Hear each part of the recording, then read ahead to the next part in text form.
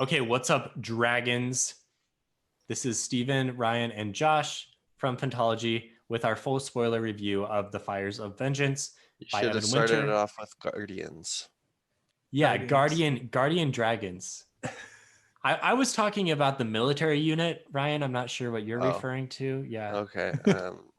Okay. All right.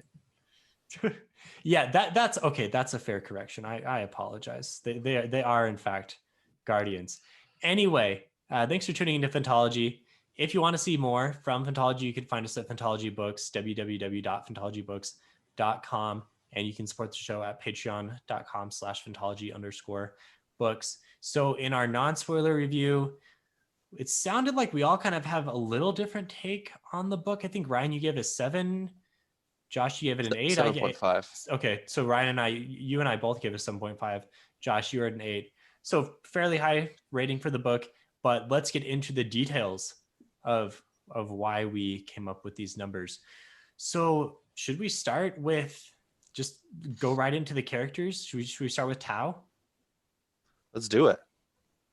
Actually, wait, before we do that, I do want to mention, just going into the book at the very beginning, don't skip the dedication because he dedicated it to his dad who died while he was writing the book. And I thought it was really heartfelt and like really made me like the guy right away. So don't miss that. Did you guys catch that? And was that was in the audiobook as well? Yep, I did catch that. It was interesting. It's kind of a similar thing that Tao goes through in the first book where he loses Right. his father. The author goes through a similar thing when he was writing this book. Yeah, that one got me because you guys know, like I lost my dad about 2 years ago now to cancer, and so that got me right at the beginning. So I appreciate that. Yeah. And another thing, it seemed like his dad was pretty supportive of him becoming an author, and so possibly without his dad's influence, we might not have had either of these books. Yeah, Evan seems like a real stand-up guy from what I've seen. I mean, in his books and on Twitter, and his dad seems like a pretty amazing guy as well. So that right away just kind of makes you like the book. It makes you want to root for the book, and it delivered. It was a pretty good book. I mean, you guys are a little bit higher than I was, but overall, I like the book. So let's talk about Tao, and I think this is where it's going to be most divisive because for me, Tao continued to frustrate me all the way through. Just he just doesn't seem quite as dynamic enough to be a character that I'm really interested in. Like he's just kind of one note all the way through, and I'm kind of stealing that a little bit from Mike's book reviews, his review on it. That's how he described it, but I can't think of a better way to describe Tao. Like he's just fixed on vengeance all the way through, and even though all of these other things are, friendship and love, etc., are right there for him to take, he never even like recognizes it, and that just frustrated me as a reader. It's not a bad thing, but it just made it hard for me to cheer for him a little bit. I don't know. What would you guys think?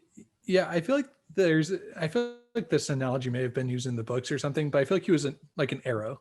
Like he was just launched on a trajectory, and like the wind might blow him a little bit this way or that, but he's going to where he's going no matter what, And I think that's kind of the point of the character. And I really like I like what Evan Winter did with the character, even if the character himself frustrates me, because I kind of like those one note characters. Not all the time, and especially not when they're done poorly, but I feel like this is done very purposefully. So yeah, on the flip side of things, I can imagine a character who is constantly hindered by their, I guess hindered is the wrong word, but they always pause to consider their morals before, like a Batman type character where they don't want to kill anybody, so they always just capture them and leave them for the police. That person could be equally frustrating to me than as somebody similar to Tao, who doesn't really question his morals and just goes and kills. But I feel like throughout this book, he certainly got some depth added to him by Evan Winter, because I feel like he's maturing a bit and he's considering more the consequences of his actions, and by the end of the book, he has almost decided that vengeance isn't worth it. I mean, it's still worth it to him, but he doesn't kill Odili by his own hand. Right. And he kind of, as Odili dies, he thinks to himself that it didn't really bring his father back. It didn't Yeah. fix any of the ways that he was feeling. And so that certainly shows how he is maturing as a character, rather than just thinking, I need to kill him, like that's all I'm living for. He's thinking like, well, what else is there to life? This isn't really fulfilling me. That's a really good point. I forgot about that moment where he's like, I got him, but the world is still so empty. This has not given me any satisfaction for this, burning desire for vengeance inside of me. Yeah, that's probably a good pushback against what I said, Ryan. Like, he is in fact maturing. I'll go with you. Another really good part of that scene that I really liked, and this was kind of a theme of the book, is when the Queen's sister, I'm blanking on her name. I'm so bad with names. Essie, yeah. When she's like, he gave up a third of his wealth to go fund, research into this, and kind of at the last minute providing a little bit more depth to it, Essie. And then Tao's like, but that's not all he was, and so I think that this was highlighted on somebody in our Discord too, is that Tao realizes that the good actions don't good and bad actions don't undo each other. They just they can both equally, you can do something good and you can do something bad. And the good doesn't outweigh the bad and the bad doesn't outweigh the good. You're just doing both things simultaneously. Okay, I want to get to the end because I think there is a lot to be touched. All right, sorry.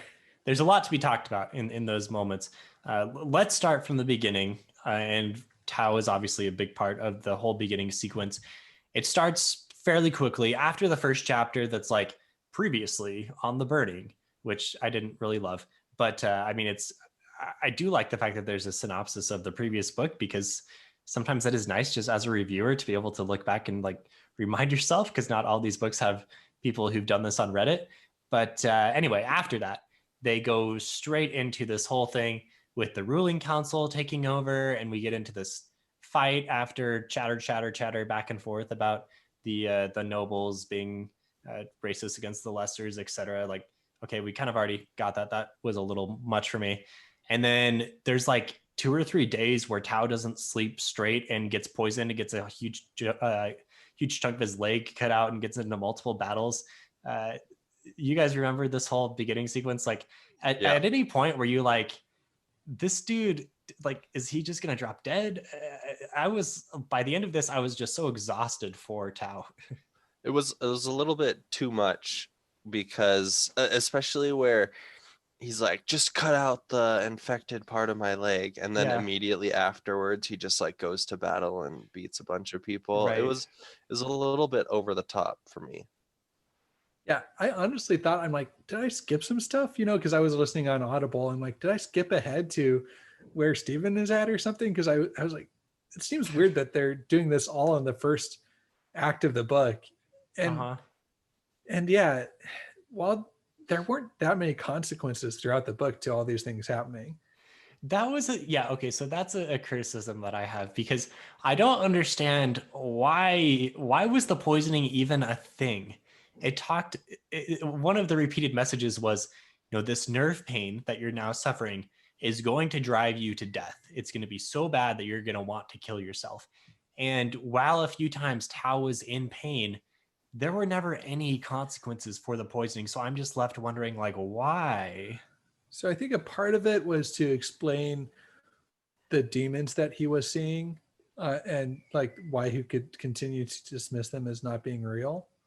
Okay. Although I feel like that tool was already in there with him traveling to, I'm going to butcher Isihogo so often. Yeah. So often.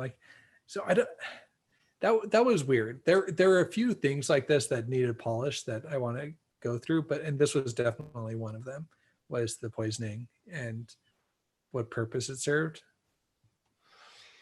I was thinking it's somehow gonna have some role in the future with an encounter with a dragon, because He's got the now blood. he has like dragon blood in Mm, him. okay. That would Somehow be it's going sweet. That would be to sweet. affect, yeah, like he's going to be able to communicate with the dragon or something Or like that. maybe he's developed an immunity to it, so he can go near to them or Yeah, that something. it could be that. But he does mention like that he thinks he's going crazy, and it's unclear whether it's because of the time he spends in Isihogo, or if it's from the dragon blood that he got inside of him. So after this, towards the end of this sequence, they storm the beach. They go find the Zidane, and the warlord Achak is there with his son Kana, and he decides the thing to do here is to one, kill this guy. I mean, that was a given. This guy's causing problems for us. And then we're gonna like saw off his head and throw it into the water in front of his son. So this will prevent his son, who we kind of like, from coming back and getting himself killed, but it's gonna have terrible consequences. So huge miscalculation from Tao here. I was, yeah. It seems like a bad idea to needlessly take somebody off like that. And it seems like if you let someone go, they're going to come back and kill your family. And he does. Like, Yeah. yeah. It's interesting that he was willing to show mercy to Kana, somebody who he was like, this guy's reasonable, and he even tried to change the plan. Hadith was like, well, trap them both and kill them, and Mhm. Tao was like, no, we'll let Kana go. We'll just get the warlord Achak. And Hadith is like, that's a bad idea. And Tao's like, well, I'm ordering you. We're gonna do it this way. And sure enough, it's a bad idea, but it's a weird, merciful side of Tao. It's not a side that we're used to seeing before. Yeah, he brutally murders someone and cuts off their head, throws it at their son in order to be merciful.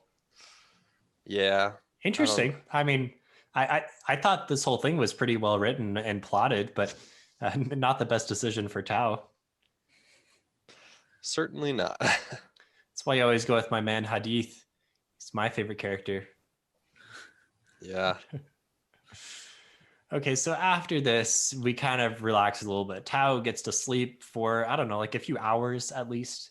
And I'm sure he's ready to go after that. And then the plot kind of picks up. And now we're at the point where, we need to basically form our army and get ready to march on Palm. And also, the Zidane are still out there and could be causing problems. So they come up with this new scheme where, well, first of all, Hadith is promoted to Grand General, right? And he immediately has a great plan for taking Palm. And they decide that they need to come up with a way to give the gifted more time to summon the guardian dragons. And what they're going to do is kind of a cool thing. I thought, they take the whole thing of going into Isihogo to the next level. And now it's not just Tao, it's all of Tao's friends. And they're going to go there endlessly and train, become stronger, and provide the gifted with more time for their shrouds to last well after their shrouds fail, and they're going to summon the dragons and be more powerful. This was really cool. Like, it was an extension of what was introduced in the first book, and it was fun, and you got all of our characters involved. A lot of the side characters now have a chance to shine. Like, I was pretty into, I mean, this is kind of like the training montage that we saw in the first book as well, but I was pretty into this. The only the only issue I saw with it was, how has nobody thought to do this before? Like, you would almost think that no one is willing to like flay their soul endlessly like Tao is, because Tao is a psychopath. It seems like Tao is able to convince his friends to do it pretty easily. Yeah, well, they all want to be like him. He's cool. He just became Queen's champion, and he's a lesser man. To me, what it seems like is there would be entire battles waged in Isihogo. Like, that's where all the troops would be fighting. And then that's the real battle, like in every one of these battles. That's like the natural extension of this, is that everyone would just like send troops to Isihogo, and then it's just the army that protects their queen long enough, or their entreater long enough, wins. Yeah. Well, it kind of gets to that at the end, right? Like Odile sends in a bunch of his. Are they gifted? No, they're entreaters that go in there. They are gifted, and draws them. They drop their shrouds, draws all the demons, and he tries to basically like bomb them, kamikaze. Yeah, I had a similar thought, Steven. Like, why hasn't anybody done this before? And at the very end of the book, the shaman from the Zadine says they're people like Tau that have come to their shores. He says that the call fight like Tau does, and so maybe they do something similar to, maybe they train in Isihogo. I don't remember all the details of the call and in the whole history that Tesora tells him. So I can't remember exactly if that could be the case, but I basically got that these guys, they're like the corrupted ones from the Loki type evil god, right? Yeah. Well, and I think that they've conquered other people. Right, and then they've got the other ones to join them or die, pretty much. Yeah. So, okay, while we're on the subject of Isihogo and kind of the mythos of this, I'm really hoping that we get more, that because something has to be pulling the demons into our world. I know there's a name for like our world in there, but Umlaba. yeah, but I think it has to be something that Tao is doing, right? And I think that he's breaking down. Yeah, he's doing something he probably shouldn't. And I think that might be what calls the Cole, and the Cole want to stop. Like that might be their real mission, is to stop, because they're basically trying to break this barrier in order to bust out of what's the trickster god's name? Anyway, they are serving him and trying to get the underworld into the real world, etc. Right? Sounded like Josh was saying maybe the opposite, like they were trying to stop them from entering Isihogo.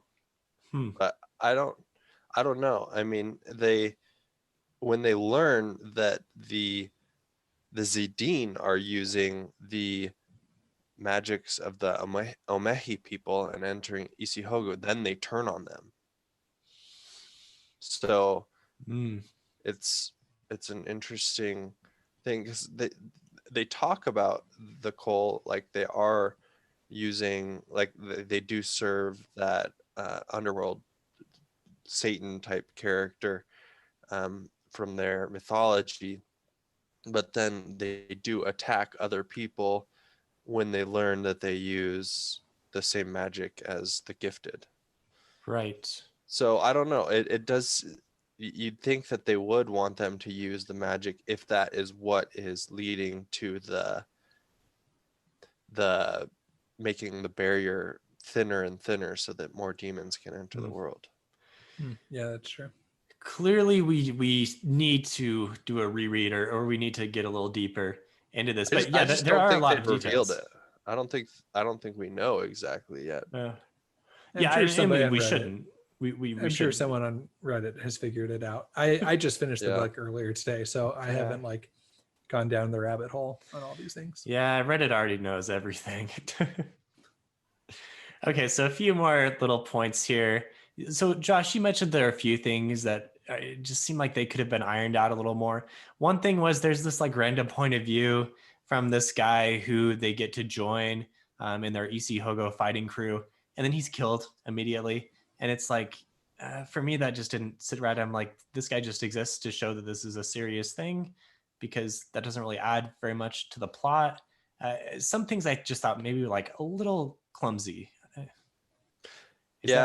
It did seem like a plot device just to get rid of a character, a minor character who was introduced only to show how people become demon chased. Is that the correct term that they use in the books, where they go crazy and start seeing demons everywhere? And demon demon something, demon curse, demon. Yeah, something like that. Yeah, demons are bad. You want to avoid those.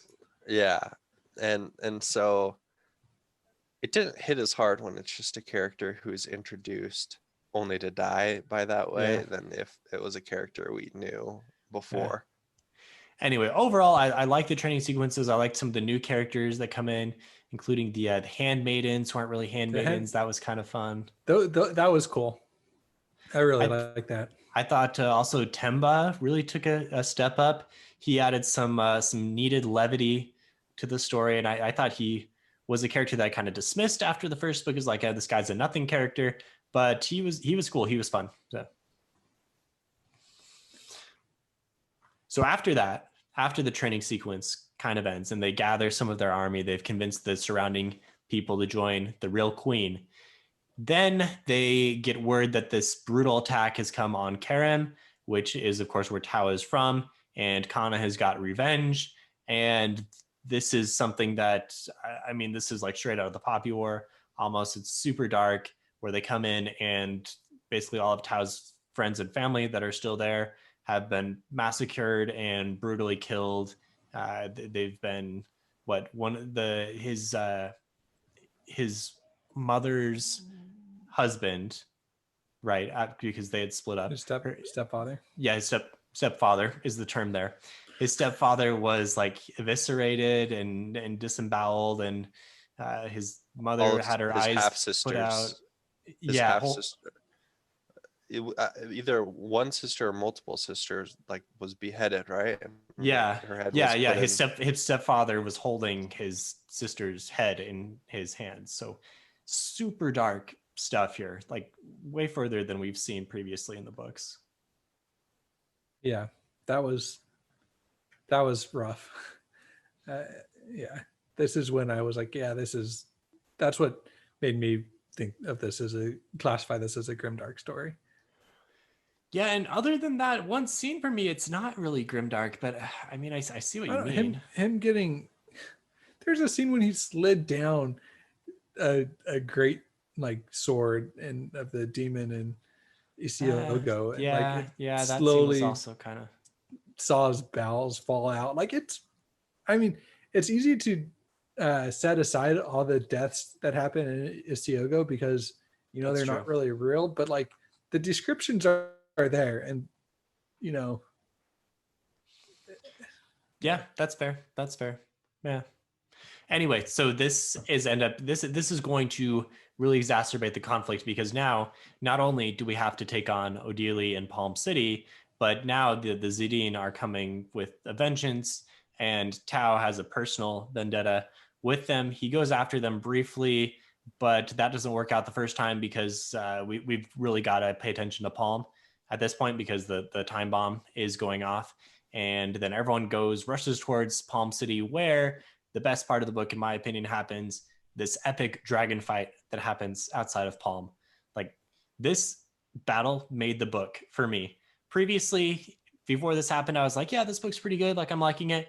And this chapter blew me away. I thought this was outstanding action, and I was turning pages like no other. This was awesome stuff. Totally agree. And one thing we were talking about, this is kind of an aside, but at the beginning of this conversation, we were talking about the dragon's blood. And then there was a part of this battle in which dragon's blood was raining down on the city, and made me realize that wherever that dragon's blood touched, people were dying. Like, which is pretty dark. Yeah. Yeah, it was, I don't know why, but like fighting dragon action just seems more brutal to me. I guess it's just like so much more animalistic, just like biting each other's head, tearing each other's heads off. It's pretty crazy to watch, and you're like cheering for is it Black Wrath, the dragon that Siora had. Yeah, of course Siora gets the coolest, biggest dragon. Yeah, and it's just taking down all the others.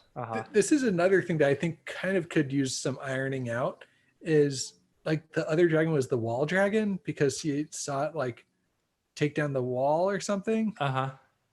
like I just feel like you have one dragon being referred to as the Black Wrath or something, and the other dragon being referred to as the Wall Dragon. Yeah. I just feel like there could have been a little bit more like background maybe somehow given on these dragons. It's hinted that they are intelligent, and you've mentioned some of these jarring jumps to other viewpoints, but depending on how intelligent these dragons are, I think it would be cool to get a Oh, viewpoint that from would one be of them. cool. That would be cool. Even if it's not like a fully human intelligence, like some sort of viewpoint. I just feel like there could have been a little bit more Yeah. care given to these dragons so that you understand them a little bit more. Yes, the dragons. I need to know more about the dragons. Like, how many are there? Do they get the same ones every time? Like, does Sora always get the Black Wrath? Is that her special dragon that kills all the other dragons? Why did Odelia get more dragons than us? And why were his smaller? Like, how do they work? I just need to know more about the dragons. Dragons are cool, and I want to know everything. I mean, I totally agree. I felt bad for the dragons because it looks like the whole method is they capture like one of the young dragons and then just imprison it. Right. And then they use that dragon to make the other dragons think that it's their child that's calling to them. Right. So then they come and fight thinking that they're trying to save their child. And so it's like, man, I feel bad for these dragons. They're just totally getting like used and killing each other because they're being tricked. And like, no wonder they get pissed off and try and keep the Yes. gifted. Where are the dragon rights activists? This is an outrage. The spew of Yeah. and that one dragon like kept beneath the keep that like Tao went and saw. They just like they just like pulled its scales off of it or something to use for the weapons. And so you're like, man, I feel bad for this dragon. Like, I hope that like it gets set free and like maybe Tao is able to communicate with it somehow. And that scene totally reminded me of, I mean, no spoilers, just kind of vague, but in Game of Thrones there's a good scene with the dragon that's held captive and Tyrion is there, and that whole visual, in general, like the visuals of the dragons in Game of Thrones really lend themselves nicely into some of the visuals here. Yeah. Okay, so past the battle, which we are able to win with some losses, then we take over Palm, and then like we're pretty much over because we leave Tao's viewpoint, and in one of the more controversial moves in the book, the entire climactic duel with Odelia that we've been waiting for a book and 3/4 is all seen through Essie's eyes, the queen's sister, Sora's sister's eyes, and Tao just like wins, and that's kind of it. And this was the single biggest disappointment for me. I was like, what went into this decision? Wrong. I agree with Josh. So Really? This was perfect because it showed how how disappointing it would have been for Tao just to come all this way and realize that like there isn't a lot like that he's going to get from this. He's going to do it because that's what he's worked so hard for, and like as an audience we're going to see it, but it's not going to give us the type of impact that we want it to. And I think that this was a perfect way to kind of give us a sense of feeling what Tao is feeling. Wouldn't we have got more of what Tao was feeling if we saw it through Tao's eyes? Like, no, Tao felt nothing as he, disarmed Odelia, and so he dropped his sword and walked away from the dismembered, noble. And yeah, I don't know. I don't think so, because then we would be feeling how it's like we would be feeling how Evan Winter tells us to feel how Tao is feeling, if that makes sense. Okay. Instead, we're given a way that we can feel kind of what Tao is feeling with a lack of fulfillment from this battle that we've been waiting for. Okay. I think it was smart.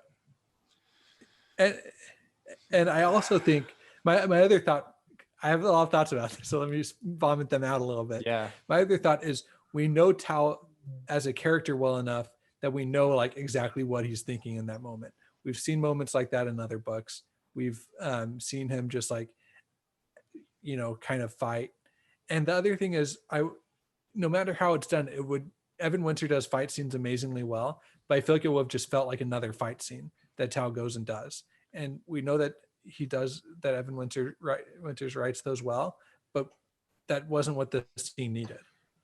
Anyway, Ryan, back me up here. So I like the scene, I think, I'm for being ganged up on. different reasons than Josh just listed. I thought that it was really interesting to see Essie's side, where she has her own view on things and how she thinks of Stiora like stealing her name, and Yeah, that was interesting. she's like how Ciora was cruel to her growing up. I don't know how much of it's true, how much of it's just like exaggeration and her just feeling like, oh, she like stole this from me and she's not really justified in being the queen. And I was a little bit worried seeing her like she's just like so triumphant because she manipulates Ciora into like accepting this duel between Tao and Odili. I thought it was gonna there like Tao is just so confident, and like he's just like there's so many times where he's just like gets a strike on Odili and could have ends the duel but doesn't. I'm like, no, Tao, like you need to finish this duel, like something bad is gonna happen, like he's gonna step on his leg. This is Joe Abercrombie. Like, this could have gone to Joe Abercrombie here. Or Game of Thrones. Yeah. Yep. Yeah, absolutely, like either of those. And so I was kind of on the edge of my seat this whole time, and I liked seeing it from Essie's point of view, where she's just like watching Odili, this person who previous to her, we've always seen Odili as a villain and just like super bad. And so it was interesting seeing Odili as much like a positive person, at least in Essie's view. And at first I thought it was just all him manipulating Essie, and I wasn't exactly sure by the end of the book how much it was just him being like royals are superior, Essie's like and sharing Essie's viewpoint. Like, is he a good guy when it comes to just nobles and he just totally disregards lessers? Yeah, I'm not really sure what to think. It's kind of an open question as to who Odili actually was. I mean, we saw him in a terrible light through Tao's eyes, but in Essie's eyes, he seems like a pretty stand-up guy. Yeah, but she also shares his views that lessers are just dirt, and she's like so excited that, oh, of course my noble bossy Odili is gonna slay Tao. And then when she gets the queen to agree to the duel and she looks at Odili's face, she's like, it was like looking into the eyes of a dead man or something like that. Right.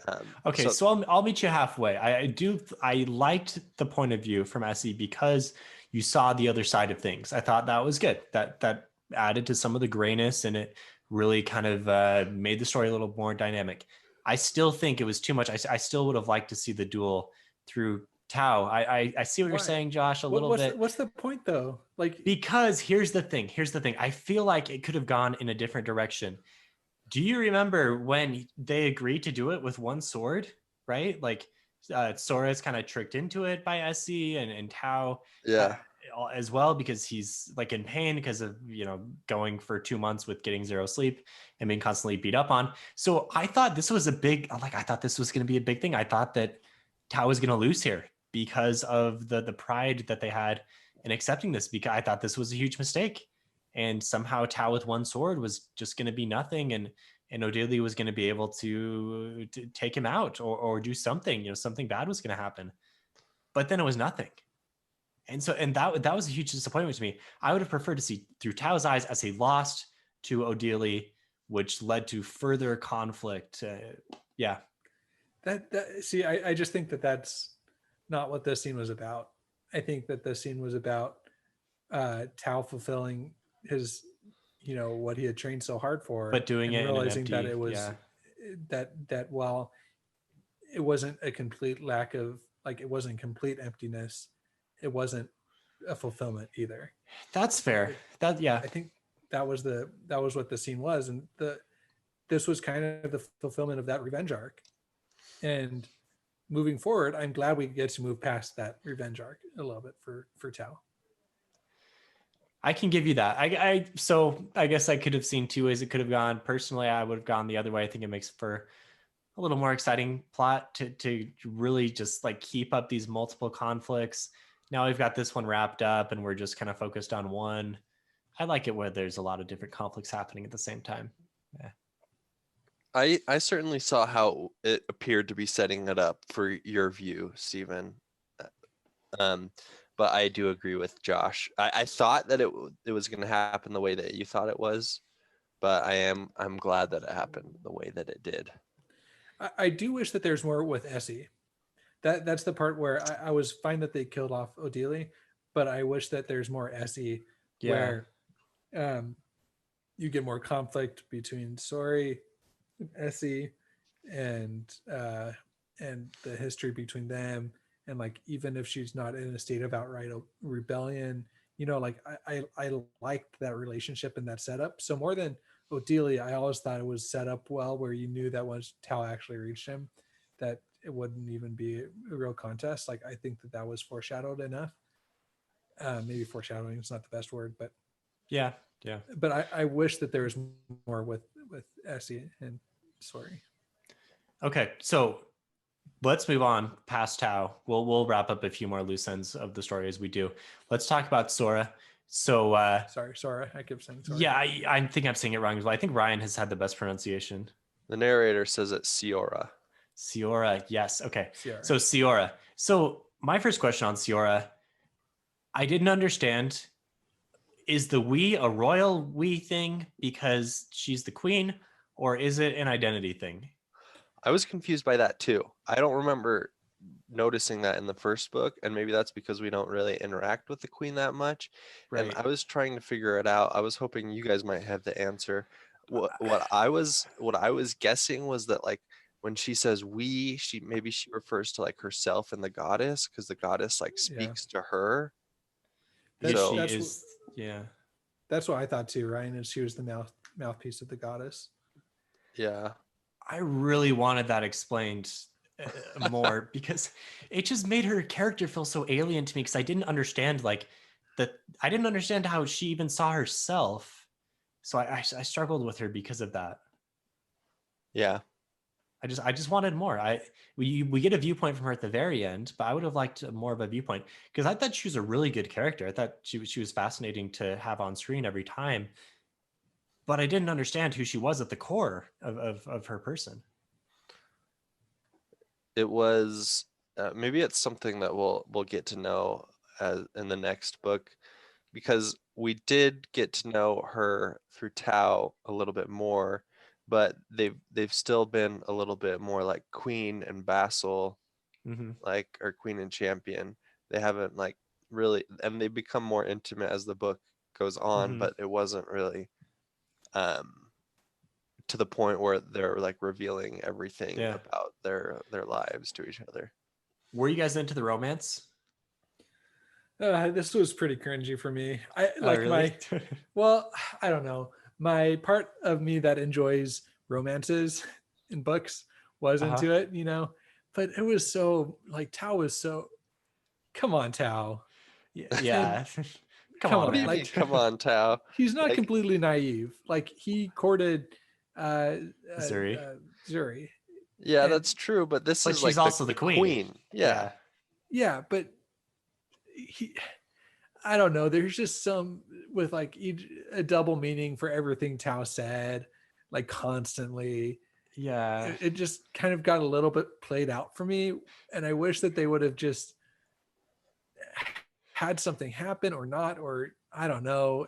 I feel like if I was Tao, I would have been able to pull through with the queen a little bit sooner.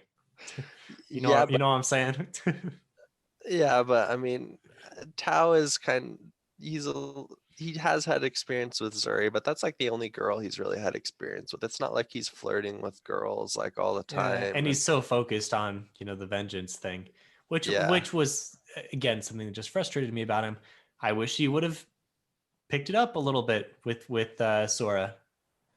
Siora. I did like the relationship maybe it was a little cringy at points. The thing that I didn't like was just that he gave up on Zuri so fast that he hardly even thought of her for 3/4 of the book, and then like at the end when Yeah. things are moving forward with Ciara, he's a little bit like, Yeah. I can't lose you too, like I lost Zuri. And so I was like, well, man, like Zuri literally just like sacrificed herself to the dragon like days ago. I'm not clear on the It timeline of wasn't the that book, long. Yeah. but and he's already moving on. Like how I don't know. I think that he probably should have had more time to come around to it. And the other thing is that I honestly don't see what the queen sees in him, because Yes. he's like this Yes. he's like this scarred lesser, like you can just imagine like she's used to seeing like these nobles who are Right. like He's so no tall and Kellen strong. Okar. Yeah, and he doesn't look as good as Kellen does. Like, and on top of that, he doesn't have like an amazing personality. He's just Yeah. No, kind of like a guy it's who's not like, his winning charm. he's Yeah. like, just let me kill Odilia and I'll do whatever you want. So it's like, I mean, Uh-huh. I Uh-huh. don't really see how she's charmed by him. I guess that's not realistic to me. Yeah, 100%. That is probably the thing. Thank you. Good, great point, Ryan. Yeah. And when Essie sees Tao, he's like this limping, lesser, scarred, and Yeah, ugly. And this is the guy. This is the guy that the queen yeah. loves. Yeah. Huh. Josh, okay, so in our first review, I remember you saying that you predicted that Zuri would come back, which I thought was a decent prediction. It could have happened. I'm It still didn't. not. You still I'm think still it not could? ruling that out. Not ruling it out yet. Okay. There really wasn't a whole lot of time for her to come back, and there were mentions of people being able to travel faster than you would expect in Isihogo, with Okay. both being able, with the people that could specifically train to move super super quick in Isihogo to like Okay. carry So we're messages and holding on. stuff. We're holding on for that in book three. In book three, we will continue to watch for that. Last couple things with Ciora. So she kills it in the dragon fight. We already talked about that. She has the biggest and baddest dragon of all, of course, because she is awesome. And then she finally, plants the kiss on Tao. I guess Josh was cringing. Uh, I was like, yeah, okay, about time. At least we're kind of past all of that. And then we get to the big cliffhanger with the Cole. The Cole are now here. A couple of these Zadine guys who are on their own have come to warn them. And then this is leading into book three, where now we will be fighting the Cole. And this is a little disappointing to me because I like the multiple conflicts. I kind of brought this up before. Now it seems like we're really just focused on the one. But I guess there still is like Kana and his Zadine that need to come in line a little bit. So I mean, let's see where it goes. So my biggest disappointment with the book was how they handled Jabari. Is that how you say Jabari. it? Jabari. Jabari Onai. I felt like there was such a missed opportunity here Okay. because I love the setup of Tao confessing what he did, and killing his brother, and I loved where it got to with them facing off in Isihogo and like Okay. fighting each other there. But I feel like there was such an opportunity for there to be more threat to Tao throughout that whole training montage of like, oh, is Jabari gonna sabotage him? Is he gonna figure out a way to trap him in Isihogo? Uh-huh. Is he gonna, like do something where you're getting hints of like this threat to Tao? And instead it's just kind of dropped until it's not for one chapter while they fight it out. And I like where it ends of them like grudgingly respecting each other enough to work together until he's strong enough to fight him again or to actually challenge him. Like I think that Right. there's a lot of cool themes in there, and that's a really cool relationship. I just feel like it could have been handled, like there could have been so much more done with it. So I'm kind of with you, but I'm actually on the a little bit of the opposite spectrum. I also liked how Jabari was now back in the game, and when he's in Isihogo, he can fight, and that's great because Umlaba is worse than the underworld for him because of the pain that he's in constantly and just generally being horribly crippled and burned. That was really cool. I like to see, you know, like a disabled character who's able to do things in a different way, but still has to suffer the consequences of, you know, not being magically healed. I thought I wasn't buying that he needed to kill Tao for killing his brother. Like the stakes of everything else were so high that like, come on, man, like, you know, get off the vengeance thing. And this kind of goes back to my same thing with Tao, where it's like, let's see past ourselves a little bit more here. Like, do we really need to kill Tao? Like, your brother was a dirtbag, and Tao was, I mean, he didn't mean to kill him. Like, can we be a little understanding? Tao is pretty much your brother as well. You grew up with him. I think he admits that at the end of the fight. He's like, Aaron was a father to me too, and I didn't really like Lacan, but he was my brother.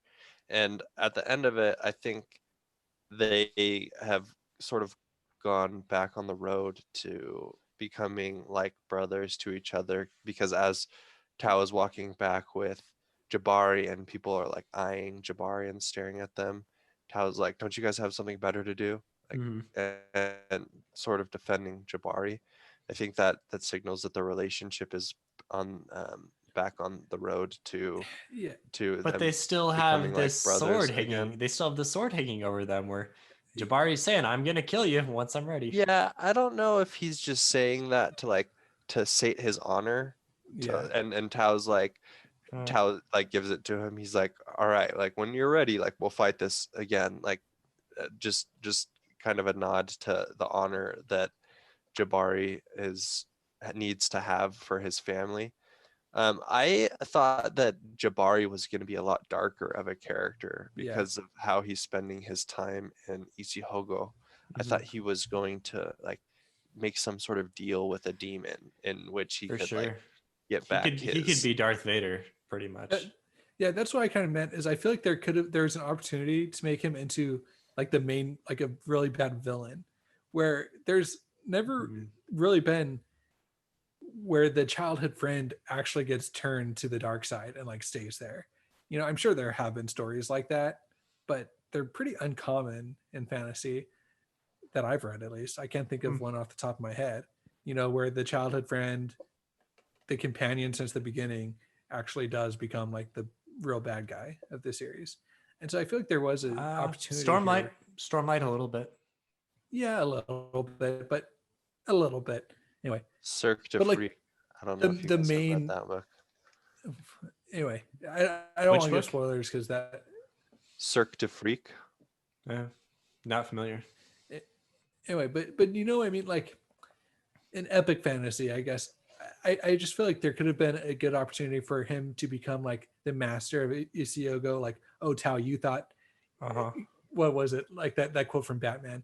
Oh, you only adopted the dark. I was born in it, or something like that. Yeah, that could be sweet. Yeah, like that could have been something really cool with him just like completely taking rule over, figuring out how to live his existence there, and then figuring out the secrets and using it to destroy Tao. You know, I don't know. I just I think think there that's was gonna more happen. there. I think that's gonna happen in the next book, fighting the Cole. You're gonna have people who are like super soldiers like Tao because of their training in Isihogo. Or whatever the heck that demon lord thing is. Yeah, that just He must be a call of some kind, right? Something. yeah, something like that. We haven't seen the end of that for sure. All right, let's go into the worst of the best. I think that's a wrap for our walkthrough of the plot and characters. In general, it sounds like we have a lot of ideas about how the book could have gone, but overall, you know, the plot was above average. I mean, quite good. Quite. What am I saying?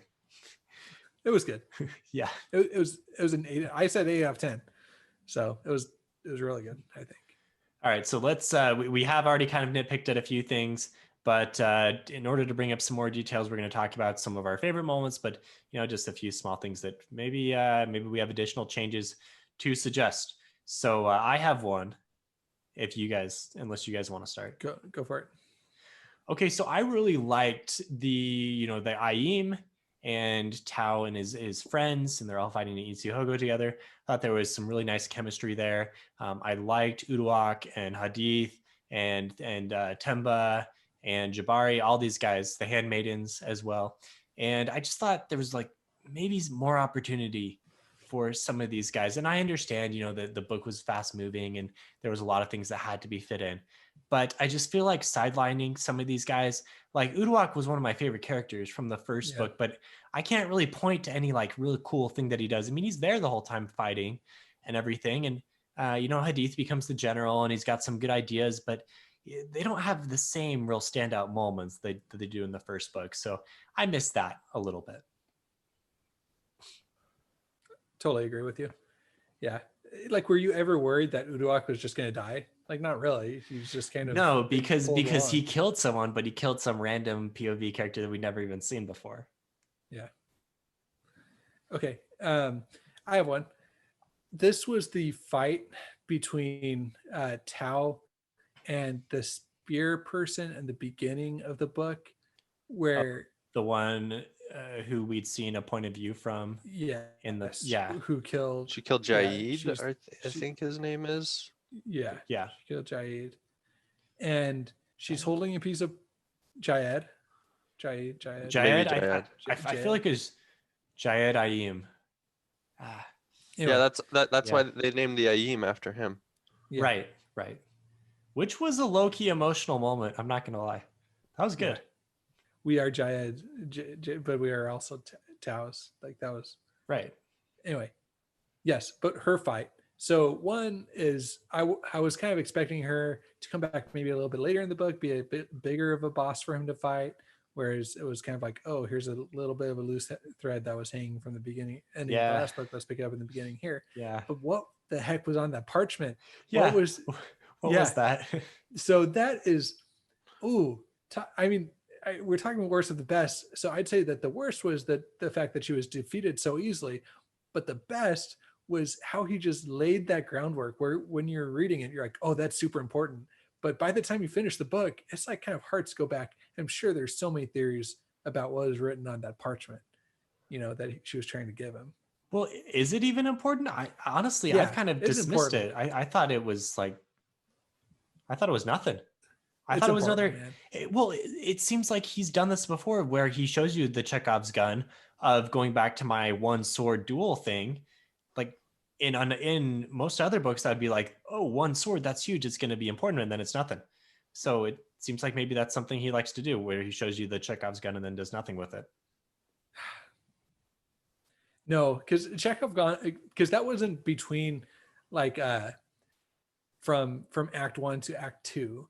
That was like between one scene to the next, of him not having, of him having a one sword duel. Like, is that's a requirement for the gun? I don't know the technical requirements for the gun, but I feel like, it's like the general description of it. There's a gun on the wall in Act 1 and it's used in Act 3 or whatever. Or you're telling them the whole time that this dude has a lot of pain and he's going to want to kill himself and then nothing happens. Yeah. But I feel like this parchment is definitely, here's something that you guys need to figure it out, and it's going to be important later. Anyway, that's what I think. Well, for mine, I'm going to have to go back to the romance between Siora and Tao. I thought that it had a lot of compelling parts to it, but there were some things that made it a little bit less believable to me or fall a little bit short, like the Zuri is Tao kind of getting over Zuri so quickly. Right. Also, Tao just not being a very romantic type of character. Siora is a 10. Tao's like a 5. He's like a 1, man. I mean, in terms of people I'd want to date if I was a queen. Yeah. If your sister was dating Tao, Steven, if one of your sisters was dating Tao, you'd be like, you need to drop that guy immediately. He's crazy. I at least would have liked to seen a love triangle or something. Like, can we get Kellen involved? Kellen was another disappointment. That dude was totally nerfed. Kellen was over awesome. there writing fan fiction between Tao Kellen. I totally am. Kellen was awesome in the first book, and he's really good looking, and he's the best of the nobles. Why isn't there some feelings there? We saw from his perspective in the first book that he like loved not loved the queen, but he was infatuated with her. Yeah. I thought that was going to be the point of some conflict with Tao. And then when I learned that Essie was like the twin sister of Ciora was like, oh, they're gonna free Essie, and Essie's gonna fall in love with Kellen, and Ciora's gonna fall in love with Tao, and they're just gonna be like best friends and love with Go on double twins. dates together. Ryan's writing a different type of fan fiction over there. Yeah. So, anyways, that's my worst of the best. Fair points. All right. To wrap up, if you like Phantology, you can find more of us at www.phantologybooks.com. I mean, just final notes. We're always maybe a little too critical. I always look back at these and think, man, we're too critical. We really like this series. I mean, we only review great books, and this was certainly one that we're very much looking forward to the next installments. It's fun to kind of talk about, what could have been, but overall, this was a really great book. Yeah. 10 out of 10. Well, 8 out of 10. But in terms of if I would recommend people reading it, I really think I would recommend a lot of people read this. I think it was a good follow-up to a really good debut novel. It wasn't a huge drop-off in the quality of work, and so I think it shows promise for Evan Winter's future books. And after I read the dumpster fire that is Ready Player 2, I appreciate this quality so much more. So thank you, Evan Winter. And if you want to support the show, you can do that at patreon.com/phantology_books. All right. See you guys. Bye. Thank you for tuning in to another episode of Phantology. If you'd like to let us know your opinions on all things sci-fi and fantasy, join our Discord. Invites are in the episode descriptions below. If you'd like to support the show, like these fine folks here, you can do that at patreon.com/phantology_books. Patrons get early access to new episodes, exclusive postings, and exclusive Discord benefits. But of course, just listening and watching and sharing with your friends and family is support enough. Journey before destination all.